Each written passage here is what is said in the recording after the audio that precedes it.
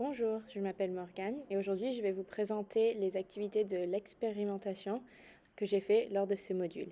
Premièrement, j'aimerais dire que j'ai beaucoup apprécié ce module parce que je suis quelqu'un de très innovatrice et j'adore penser à de nouvelles approches pour enseigner un concept. Premièrement, je vais vous parler de mes trois activités que j'ai choisies lors de cette expérimentation, soit le défi CUA, un GIF et un infographique. Et ensuite, je vous parlerai des trois leçons générales que j'ai tirées de ces expérimentations pour finalement conclure avec les optiques futures que j'aimerais apporter après avoir pu vivre ce module.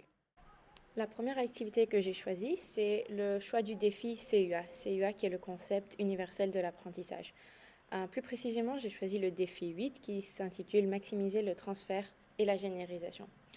C'est ce défi qui m'a intéressée car dans les cours préuniversitaires que j'enseigne au secondaire, il y a énormément de contenu et d'informations à apprendre et à s'approprier.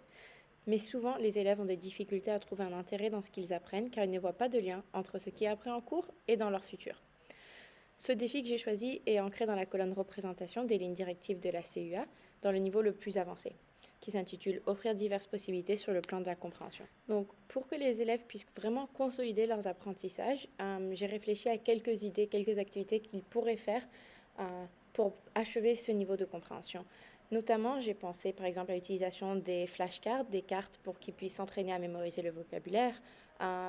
Et cela pourrait se faire aussi en faisant des analogies. J'adore enseigner les sciences, donc je trouve souvent des analogies pour faire des comparaisons entre la vraie vie et ce qui est à enseigner en classe. Donc par exemple ici, la cellule qui peut être comparée par exemple même à une ville.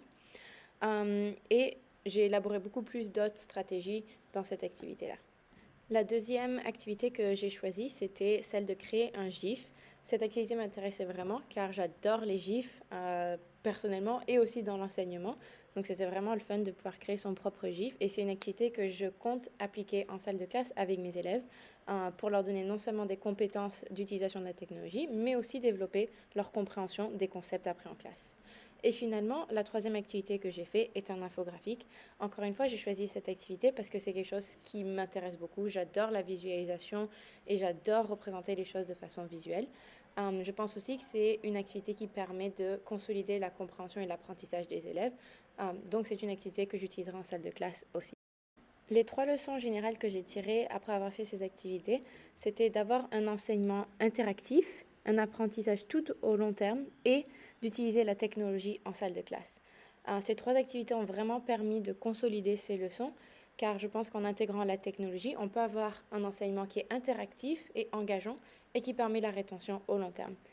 Et pour conclure, les optiques futures, c'est que j'aimerais pouvoir intégrer de plus en plus les nouvelles technologies en salle de classe, comme Kahoot ou Jiffy, les infographiques, et cela pourra permettre la visualisation, permettre aussi le partage d'idées, et en espérant d'engager mes élèves en salle de classe.